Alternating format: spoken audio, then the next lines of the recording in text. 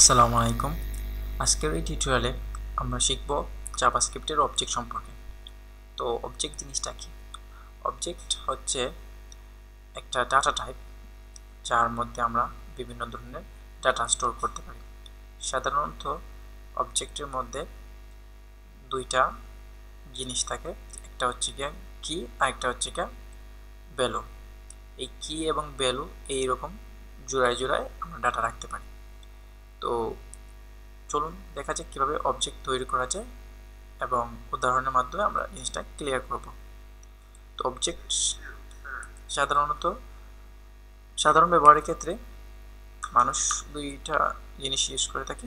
একটা হচ্ছে গিয়া অবজেক্ট লিটারাল, আরেকটা হচ্ছে গিয়া অবজেক্ট কনস্ট্রাক্টর। তো আমরা দুইটা পদ্ধতিতেই অবজেক্ট ক্রিয়েট করে দেখব।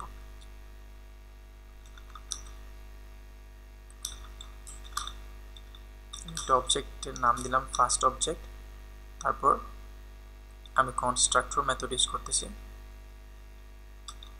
New object.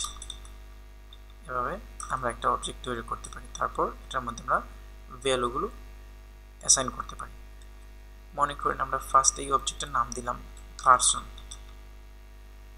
ওকে, তারপর আমরা পারসন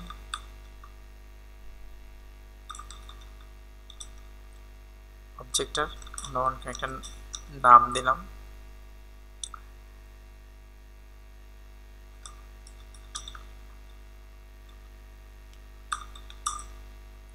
তারপর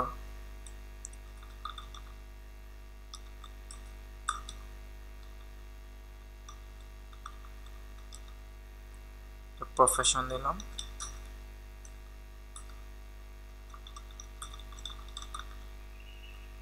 আর ডেভেলপার। হ্যাঁ, তো এখন আমাদের অবজেক্টের মধ্যে প্রথমে আমরা কি করলাম, অবজেক্টটা তৈরি করলাম, তারপর সেটার মধ্যে আমরা এই কিছু ডাটা অ্যাসাইন করলাম। ডাটার এই অবজেক্ট ডট নেমটা হচ্ছে কি এটার প্রপার্টি, আর এটা হচ্ছে কি ভ্যালু। তারপর আমরা যদি এটা অ্যাক্সেস করতে চাই তাহলে আমরা কনসোলে চলে যাই। আমরা এখানে গিয়ে পারসন নামটা আমরা পাবো, পারসন অবজেক্টটা। তারপর আমি যদি এখানে নেম দিই তাহলে আমার নামটা দেখাবে। তারপর আমি যদি এখানে দিই প্রফেশন তাহলে আমার পেশাটা দেখাবে। আচ্ছা, এখন আমরা আরেকভাবে অবজেক্ট তৈরি করতে পারি, সেটা হচ্ছে কি অবজেক্ট লিটারাল ইউজের মাধ্যমে। সো আমি দিলাম একটা পারসন 2। আমরা এটাকে ওইভাবে প্রথমে অবজেক্টকে তৈরি করতে পারি, আর এটা হচ্ছে অবজেক্ট লিটারাল মেথড, আর এবং এটা এভাবে করলে কিছু টাইপিং কম করা যায়। আপনি দুইভাবেই অবজেক্ট তৈরি করতে পারেন, কোনো সমস্যা নেই। এছাড়া আরও অনেক মেথড আছে তৈরি করার, সেটা আমরা পরে দেখব। আপাতত এই সহজ দুই পদ্ধতিটাই আমরা ব্যবহার করব। তারপর এইখানে আমরা আবার নাম অ্যাসাইন করে দিতে পারি ঠিক আগের মতন। আমি এটাকে কপি করে নিয়ে আসি, নাম দিলাম আব্দুল্লাহ, তারপরে আমি দিলাম মনে করেন এসইও স্পেশালিস্ট। এখন এখানে যাই, তারপর আমরা প্রথমটা যদি দেখি পারসন ডট নেম, এটা কিন্তু ঠিক। হ্যাঁ, এখানে একটা জিনিস আমাদের বুঝতে হবে, সেটা হচ্ছে আমরা ওইটার নামটাকে চেঞ্জ করে দিয়েছি। এখন ঠিক হবে, এটা আসবে ওইটা। তারপর আমরা যদি এখানে পারসন দিই টু ডট নেম তাহলে আসবে আব্দুল্লাহ। আরেকটা জিনিস, এখানে আমি ক্যাপিটাল লেটার দিচ্ছি, এটা আসলে এই একটা বোল্ড প্যাটার্ন, এটা সাধারণত এভাবে লেখা হয় না। এটা কনস্ট্রাক্টর ফাংশনের ক্ষেত্রে এটা পুরো ফার্স্ট লেটার বড় দিতে হয়, আর নর্মালি জেনারেলি স্ট্যান্ডার্ড হচ্ছে কি ছোটো হাতের এটা ইউজ করতে হয়। বড় হাতের করলেও হয়, সমস্যা নেই, বাট ছোটো হাতের করা বেস্ট। ওকে, তাহলে আমরা যদি এখন পারসন টু নেম দিই আব্দুল্লাহ, তারপর আমরা পারসন নর্মালটা যদি দিই তাহলে আসবে আমার নাম আসবে, ঠিক আছে। তারপর আমরা পারসন টুর এই চিত্রটাও নিতে পারি, প্রফেশনটাও দেখতে পারি। আবার পারসন ওয়ানের ওয়েব ডেভেলপার। আর এইভাবে তৈরি করার একটা মানে বেস্ট অপশনটা হচ্ছে গিয়া আমরা প্রথমে তৈরি করার সময় আমাদের এই ভ্যালুগুলো অ্যাসাইন করে দিতে পারি। এখন আমরা যদি পারসন টুটা চেক করি তাহলে এখানে প্রপার্টিগুলো আমরা অ্যাক্সেস করতে পারতেছি। তাহলে দেখা গেল যে অবজেক্ট কনস্ট্রাক্টরের চাইতে অবজেক্ট লিটারালটা ইউজ করাটাই বেশি সহজ।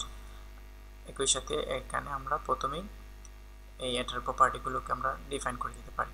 সো এখানে প্রপার্টি বলতে এই নেম এবং এই প্রফেশন এগুলোকে বলা হয় প্রপার্টি। তারপর ডান দিকে যে যা দেওয়া আছে সেটাকে বলা হয় এটার ভ্যালু, ঠিক আছে। তো আমরা এখানে আমরা যে কোনো ধরনের ডাটা আমরা দিতে পারি। ফর এক্সাম্পল এখানে এই ডাটাগুলো আছে এই স্ট্রিং, আমরা যদি চাই এখানে আমরা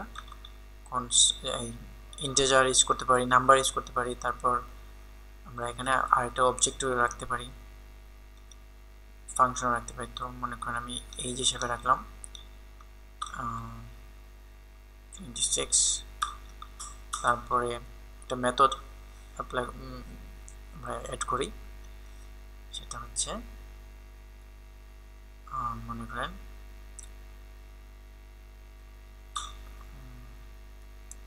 say details, আমি একটা মেথড ইউজ করলাম। তো মেথড সাধারণত এটা একটা নর্মাল ফাংশনই, তো তার আর্গুমেন্ট হিসেবে আমরা কিছু নিচ্ছি না।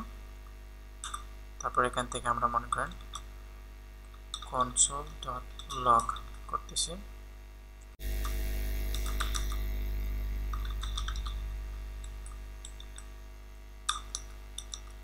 এই যে এই দিসটা বলতে কিন্তু সাধারণত এই অবজেক্টটাকে বোঝাচ্ছে, কারেন্ট অবজেক্টটা বলতে আমরা এখানে এই দিস বলতে কারেন্ট অবজেক্টকে বোঝাচ্ছে। সো দিস ডট নেম বলতে এই নেমটাকে বোঝাচ্ছে। আমরা এখানে কিন্তু এভাবেই দিলেও কাজ করবে, আমি দেখাচ্ছি আপনাকে, বাট এটা একটা প্রবলেম আছে এরকম করলে। তো আমি একটা স্ট্রিং দিলাম যে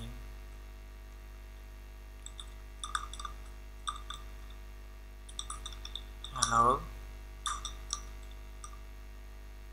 তারপর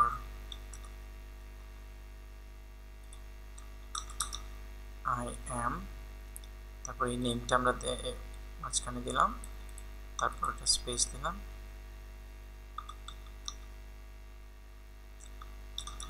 আই এম এ স্পেস,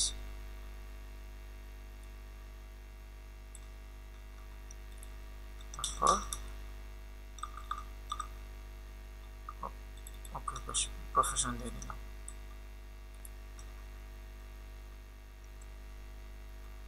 ঠিক আছে, এখন আমরা চাচ্ছি এটাকে লক করতে। তাহলে আমাদের যে নতুন অবজেক্টটা সেটার মধ্যে কি কি আছে, এখানের মধ্যে 3টা প্রপার্টি আছে এবং একটা মেথড আছে। তো এখন আমরা এটা কিভাবে কল করব যেটা আমরা এখন দেখি। কোথায় সমস্যা হয়েছে, 9 নম্বর লাইনে কোন জায়গায় সমস্যা, হ্যাঁ এখানে একটা, সরি ফর দ্যাট। ওকে, তো এখন আমরা পারসন টু অবজেক্টটাকে যদি আমরা কল করি, তারপর এটার এইজ মেথডটা আমরা দেখি, মানে প্রপার্টিটা অ্যাক্সেস করি, তাহলে এইজটা আমরা দেখতে পাচ্ছি। এখন আমরা যদি সে ডিটেলস মেথডটাকে কল করি, দেখেন এটা মেথড কল করতে হলে একটা এরকম একটা ব্র্যাকেট দিতে হবে, আর প্রপার্টির ক্ষেত্রে কিন্তু এরকম লাগবে না, ঠিক আছে। যেহেতু সে ডিটেলসে আমাদেরকে একটা ফাংশন রিটার্ন করবে, তো আমাদের ফাংশনটাকে এক্সিকিউট করতে হবে দুইটা প্যারেনথেসিস ইউজের মাধ্যমে। সো এখন আমি যদি এন্টার দিই তাহলে এখান থেকে আমরা দেখতে পাচ্ছি কি আসছে, hello, I am Abdullah and I am a SEO specialist. Okay, person টুটা আমরা ইউজ করতেছি, ঠিক আছে, দুইবার। এখন মনে করুন কোনো একটা কারণে আমি এটা নাম দিয়ে দিলাম অন্য কিছু, যে নিউ পারসন। ওকে, তখন কিন্তু আমাদের কোডটা কিন্তু ব্রেক করবে। এখন যদি আমরা চাই এই যে নিউ পারসন বলি, যদি নিউ পারসন অ্যান্ড দেন আমরা যদি সে ডিটেলস মেথডটা অ্যাক্সেস করি, তাহলে কিন্তু আমাদের এখানে এরর দেখাবে, আনডিফাইন্ড আসবে, এখানে আসবে হ্যালো আই এম আনডিফাইন্ড এবং ওটা আনডিফাইন্ড। আর যখন আমরা কোনো একটা দেখেন কি আসে, যে পারসন 2 ইজ নট ডিফাইন্ড, ঠিক আছে, কারণ পারসন 2টা নামটা এখানে আমরা চেঞ্জ করে ফেলছি। তো এখন আমরা যদি চাই যে এই কারেন্ট অবজেক্টটাকেই বোঝাতে এবং কারেন্ট অবজেক্টেরই কোনো কিছু অ্যাক্সেস করতে, তাহলে এই অবজেক্টের নামটা ইউজ না করে জাভাস্ক্রিপ্ট আমাদেরকে একটা জিনিস ইউজ করে দিচ্ছে, সেটা হচ্ছে কি দিস কিওয়ার্ড। এই দিস কিওয়ার্ড দিয়ে কিন্তু এই কারেন্ট অবজেক্টটাকেই বোঝাচ্ছে, ঠিক আছে। তো এখন এটার নাম আমরা যাই চেঞ্জ করি না কেন, তাতে কিন্তু কোনো সমস্যা নেই, আমরা সবসময় এই কারেন্ট অবজেক্টকেই বোঝাবে। তো এখন যদি আমরা সিম কোডটাকে অ্যাপ্লাই করি, তাহলে কিন্তু এটা দেখাচ্ছে পারফেক্ট। এখন আমি যদি এটার নাম যদি অন্য কিছু দিই, যেমন another person, it does not matter, এটা কাজ করবে পারফেক্টলি।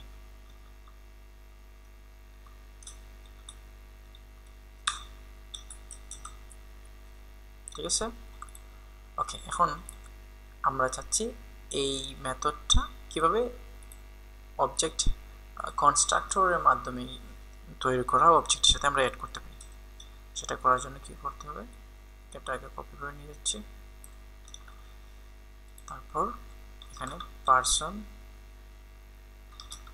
ডট, তারপর আমি এটাকে পেস্ট করে দিলাম, আর এখানে বদলে কোলনের বদলে হবে ইকুয়াল সাইন, তাহলে আমাদের এটা কিন্তু এক্স্যাক্টলি সেমই রয়ে গেছে, ঠিক আছে।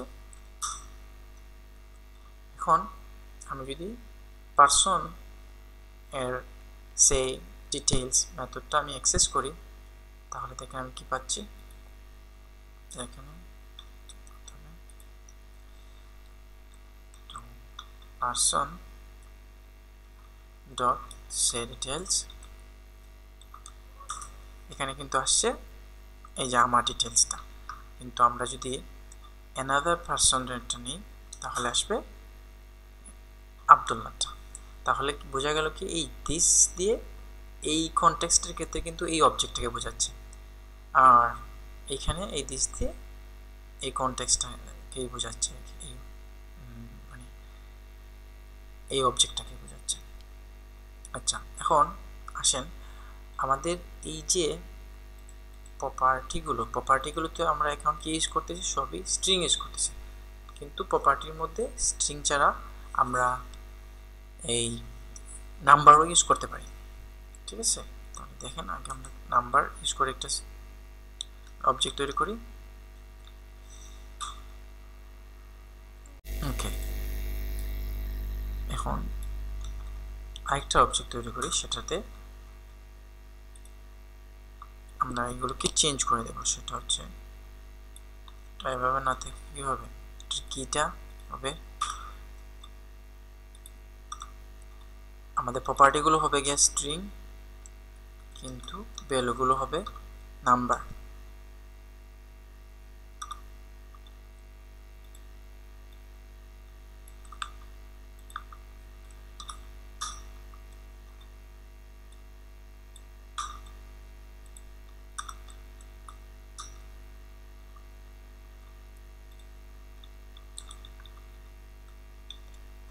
আশা করি আপনি এটা বুঝতে পারতেছেন। প্রথমটাতে কি করতেছি আমরা, প্রপার্টিগুলো হচ্ছে নাম্বার, আর এখানে প্রপার্টিগুলো হচ্ছে গিয়ে স্ট্রিং। এখন দুইভাবেই কিন্তু আমরা অবজেক্টের প্রপার্টি ডিফাইন করতে পারি, কিন্তু অ্যাক্সেস করার ক্ষেত্রে কিন্তু আমাদের একটু ডিফারেন্টলি করতে হবে। আমরা এই স্ট্রিং যদি দেই প্রপার্টির ক্ষেত্রে, নামের ক্ষেত্রে, তখন সেটাকে আমরা দুইভাবে কিন্তু অ্যাক্সেস করতে পারি। আমি আপনাকে সেটা দেখাচ্ছি।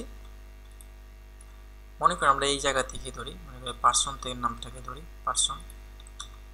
এখানে যদি আমি নেম দিই তাহলে কি আসতেছে দেখেন, আমার এই নামটা আসতেছে। তো এখন আমি পার্সনে ডটের পরিবর্তে আমরা এরকম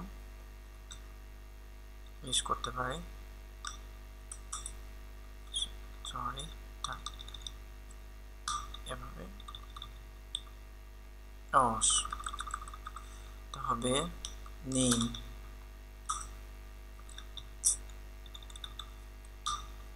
কোটেশন দিতে বলে গেছি।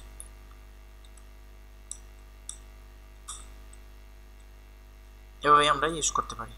তাহলে দেখা গেল কি একটা অবজেক্টের প্রপার্টিগুলোকে আমরা দুইভাবে অ্যাক্সেস করতে পারি। একটা হচ্ছে কি ডট নোটেশনের মাধ্যমে, সেটা হচ্ছে কি এভাবে, আরেকটা হচ্ছে কি এই ব্র্যাকেট নোটেশন, যেটা এভাবে ব্র্যাকেটের মধ্যে আপনি স্ট্রিংটাকে দিয়ে দেবেন। তো যদি প্রপার্টির নামটা স্ট্রিং হয় তাহলে আপনি দুইভাবে ইউজ করতে পারেন, কিন্তু প্রপার্টির নামটা যদি আপনি আপনার এই যে নাম্বার হয়ে থাকে তাহলে আপনি দুইভাবে ইউজ করতে পারবেন। আপনাকে অবশ্যই এই ব্র্যাকেট নোটেশনটা ইউজ করতে হবে। যেমন মনে করেন আমি যদি মাই অবজেক্ট ক্ষেত্রে আমি যদি প্রথমটা এই প্রথম প্রপার্টিটা অ্যাক্সেস করতে যাই 1, তখন কিন্তু একটা এরর দেখাচ্ছে, ঠিক আছে। কিন্তু আমি যদি সেটাকে ব্র্যাকেট নোটেশন ইউজ করি তাহলে কিন্তু সেটা দেখাবে। আসলে মাই অবজেক্ট 1, এই যে মাই অবজেক্ট 1 দিয়ে কাজ করতেছে। কিন্তু আমি যদি মাই অবজেক্ট ডট 1 দিই তাহলে কিন্তু কাজ করবে না, ঠিক আছে। কিন্তু মাই অবজেক্ট 2 এর ক্ষেত্রে কিন্তু জিনিসটা এরকম। 2 এর ক্ষেত্রে যেহেতু আমাদের স্ট্রিং ইউজ করছি, সো আমাদের স্ট্রিং ইউজ করলে 1 আসতেছে, অথবা এটাকে আমরা ব্র্যাকেট নোটেশনের মধ্যে ইউজ করতে পারি, করলেও কিন্তু আমাদেরকে 1 ইউজ করতেছে। তো এইভাবে আমরা অবজেক্টের প্রপার্টিগুলো অ্যাক্সেস করতে পারি দুইভাবেই।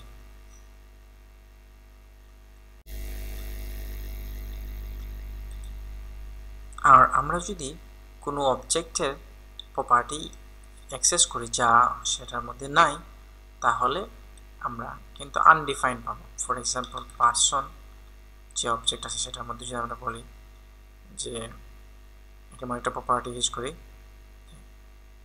যেটা এক্সিস্ট করে না, তাহলে আমরা আনডিফাইন্ড পাবো, ঠিক আছে। অবজেক্ট সম্পর্কে আরেকটা জিনিস আমাদেরকে খুব মনোযোগ দিয়ে জানতে হবে, সেটা হচ্ছে কি অবজেক্টটা হলো রেফারেন্স টাইপ। তার মানে অবজেক্টের একটা অবজেক্টকে যদি আপনি আরেকটা অবজেক্টের মধ্যে অ্যাসাইন করে দেন, তাহলে সেকেন্ড অবজেক্টটাকে যদি আপনি পরিবর্তন করেন তাহলে প্রথম অবজেক্টটাই পরিবর্তিত হয়ে যাবে। তো চলুন সেটা আমরা একটু উদাহরণস্বরূপ দেখি। মনে করেন এখানে অ্যানাদার পারসন অবজেক্টের মধ্যে আমরা প্রথম পারসন অবজেক্টটাকে আমরা অ্যাসাইন করে দিচ্ছি। এখন আমি যদি এখানে যাই গিয়ে অ্যানাদার পারসন আছে, এটা যদি নেম দিই তাহলে কি আসছে, আমারটা আসছে, নেম আসছে, গুড। আমি যদি এখন প্রথম পারসনের নেম দিই তাহলে কি আসতেছে, এই একই নাম আসতেছে। এখন আমি যদি অ্যানাদার পারসনের নেম প্রপার্টিটা আমি চেঞ্জ করে দিই, মনে করে দিলাম সামথিং এলস, ঠিক আছে, নিউ নেম, ওকে। এখন আমি কিন্তু অ্যানাদার পারসনের প্রপার্টিটা চেঞ্জ করতেছি, যেহেতু অবজেক্টটা রেফারেন্স হিসেবে অ্যাসাইন হয়, তাই এই নতুন অবজেক্টটার নেম প্রপার্টিটা চেঞ্জ করার সাথে সাথে পারসন অবজেক্টের নেম প্রপার্টিটাও চেঞ্জ হয়ে যাবে। এখন দেখেন উদাহরণের মাধ্যমে আমি যদি এখন অ্যানাদার পারসন ডট নেমটা অ্যাক্সেস করি তাহলে সামথিং নিউ আসছে। এখন আমি যদি পারসনটাতে যাই তাহলে পারসন নেমটাও চেঞ্জ হয়ে যাবে। তাহলে দুটার ক্ষেত্রে কিন্তু আমি নেম সামথিং এলস পাইছি, আমার ওই আগের নামটা কিন্তু চেঞ্জ হয়ে গেছে। কিন্তু আপনার প্রাইমেটিভ ডাটার ক্ষেত্রে কিন্তু এরকম হয় না।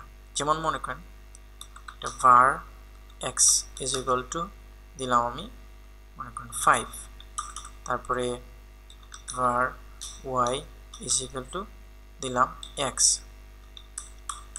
তারপর আমি আবার x এর ভ্যালুটা আমি দিয়ে দিলাম 10।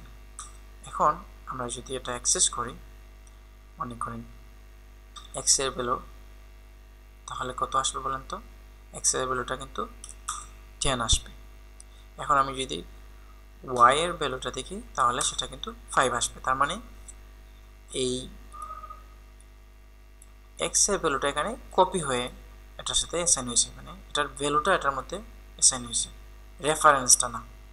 রেফারেন্স মানে একটা পয়েন্টারের মতন, ভ্যালুটা হচ্ছে আপনার একদম ডিরেক্ট মানটা যা একদম একটা কপির মতন, কপি হয়ে একটা পিস রয়ে গেল, আর ওইটাতে একটা পয়েন্টার থাকে, যেখানে চেঞ্জ হলে ওইখানেও চেঞ্জ হয়ে যাবে। এটা হচ্ছে রেফারেন্সের ক্ষেত্রে কি পয়েন্টিংয়ের মধ্যে কাজ করে। বাট বাই ভ্যালুতে আপনার একটা কপি হয়ে মানটা কপি হয়ে এখানে থাকলো, তাই এখানে এক্সট্রা 10 চেঞ্জ করার মানে এই ওয়াইটাও কিন্তু 10 চেঞ্জ হয়ে যায় না। আজকে এ পর্যন্তই থাক। আগামী টিউটোরিয়ালে দেখবো আরও কিছু অবজেক্ট ক্রিয়েটিং প্যাটার্ন নিয়ে, যেমন কনস্ট্রাক্টর প্যাটার্ন, প্রোটোটাইপ প্যাটার্ন, এগুলো কেন আমাদের দরকার এবং এগুলো কীভাবে ইউজ করতে হয়, এবং আরও কিছু জিনিস নিয়ে আমরা দেখব। তো আজ আপাতত এখানেই শেষ। ভালো থাকবেন। আল্লাহ হাফিজ।